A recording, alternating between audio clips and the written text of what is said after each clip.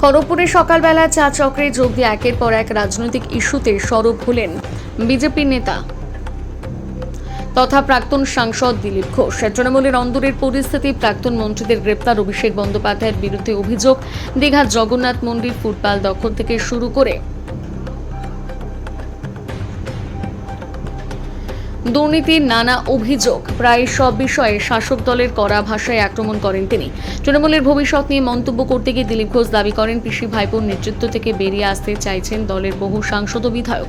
তার কথায় তৃণমূল ইতিমধ্যেই মচকেছে, এবার ভাঙবে। মুখ্যমন্ত্রী, অভিনেতা, সাংসদ দেবের একই মঞ্চে উপস্থিত নিয়ে প্রশ্ন উঠতে তিনি বলেন, প্রশাসনিক বৈঠকে সকল সাংসদ ও বিধায়কদের আমন্ত্রণ জানানো হয়েছে, এর মধ্যে বিশেষ রাজনৈতিক তাৎপর্য খোঁজার কিছু নেই বলে মন্তব্য করেন তিনি।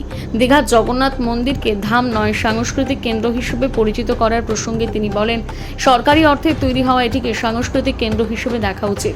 একই সঙ্গে মুখ্যমন্ত্রীকে কটাক্ষ করে বলেন, তিনি চাইলে যে কোনো নাম দিতে পারেন। খড়গপুর সহ বিভিন্ন এলাকায় ফুটপাত দখলের প্রসঙ্গে দিলীপ ঘোষ জানান, প্রশাসনিক বৈঠকে বিকল্প জায়গা খুঁজে অবৈধ দখলদারদের সরানোর বিষয়ে আলোচনা হয়েছে। তার দাবি, ফুটপাত দখল করে ব্যবসা চলবে না এবং সরকার ফুটপাত দখল মুক্ত করবে।